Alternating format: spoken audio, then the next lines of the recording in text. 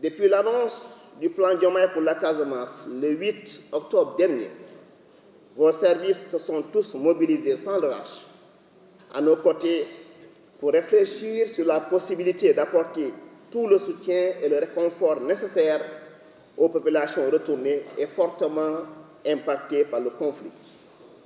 Monsieur le ministre, vous avez compris que la gestion du processus de retour des populations déplacées en Casamance nécessite une approche multisectorielle combinant à la fois la construction des habitats, la construction des infrastructures socio-économiques de base, mais également et surtout le soutien des activités économiques à travers le financement et la création des petites unités de transformation. Ces importants lots de matériel et d'équipements d'une valeur de 114 millions de francs CFA destinés aux groupements et associations de femmes de villages retournés, auxquels s'ajoute le financement de 22 projets de jeunes incubés d'un montant de 100 millions de francs CFA, traduisent suffisamment votre engagement et votre volonté de contribuer à la bonne mise en œuvre du plan Diomaye pour la Casamance. Le Sénégal s'est engagé à mettre en œuvre une nouvelle vision afin de traduire l'aspiration des citoyens à un mieux-être. Cette vision ambitionne de bâtir à l'horizon 2050 un Sénégal souverain, juste et prospère. Elle prône une transformation systémique basée sur un développement endogène tiré par les ressources et potentialités des terroirs, notamment à travers le développement des moteurs de croissance. Et vous savez à ce niveau que la Casamance dispose d'énormes potentialités qui peuvent être exploitées une fois que la paix revient définitivement. Lors de son discours à la Nation du mardi 31 décembre 2024, le président de la République, son Excellence Bassirou Diomaye Diakhar Faye, a réaffirmé son engagement à instaurer une paix définitive en Casamance, région marquée par beaucoup de décennies de conflits. Cette paix est essentielle à la réussite de projets de développement inclus dans la vision Sénégal 2050, particulièrement dans le pôle économique sud. La paix en Casamance n'est pas une option, mais un impératif, a déclaré le chef de l'État, en ajoutant que l'absence de stabilité freine les initiatives de développement dans cette région riche en ressources naturelles et dotée d'un potentiel économique extrêmement stratégique.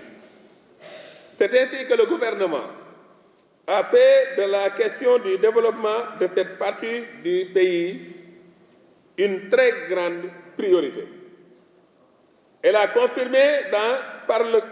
confirmée par la tenue d'un conseil interministériel qui a posé un acte institutionnel majeur par la mise en place du plan intégré de développement durable de la Casamance, dit plan Diomaye pour la Casamance.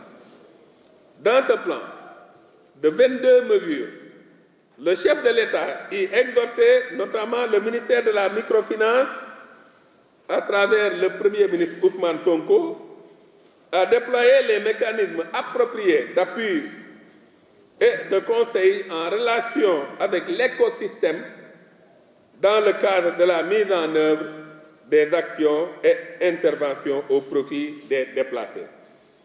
Vous comprenez alors toute la raison de l'approche inclusive que nous avons adoptée, notamment en prenant en compte toutes les dimensions et toutes les parties prenantes, dont je peux citer au passage la convention qu'on a signée avec le conseil départemental. Dans ce plan de 22 mesures, il faut noter surtout que tout le sens de mon département, de mon déplacement de ce matin, s'y inscrit.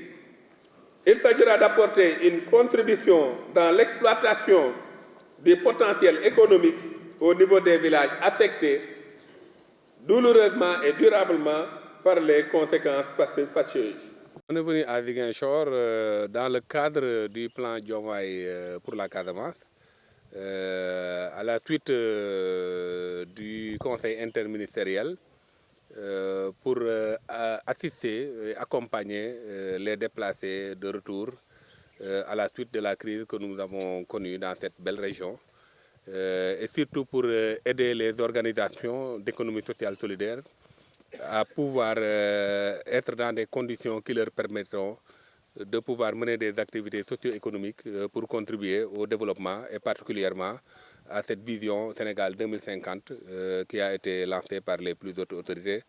C'est la raison pour laquelle on était venu avec quelques lignes, notamment un financement à l'endroit de ces personnes déplacées, mais également un appui en matériel de production. Et nous comptons poursuivre cette activité, cette initiative, en accompagnant les organisations, en fait les jeunes et les femmes de manière globale, à aller vers la structuration et la mise en place de coopératives productives solidaires. Et l'étape ici présente, c'est la visite d'un centre incubateur où nous avons pu voir de très belles initiatives que nous encourageons et félicitons également le promoteur pour sa belle contribution au développement de la localité, mais surtout à la transmission de compétences techniques en faveur de jeunes venus un peu partout pour des formations qui leur permettront de pouvoir mener des initiatives pareilles dans d'autres coins et recoins. Le montant global, voilà, l'appui en matériel et le budget pour les financements s'évalue à 400 milliards. Pour l'appui matériel, c'est exactement 400 milliards, oui, je crois. Voilà. Pour l'appui matériel, c'est 114 millions. 400 millions, je veux dire. Voilà, 400 millions, ok, excusez-moi.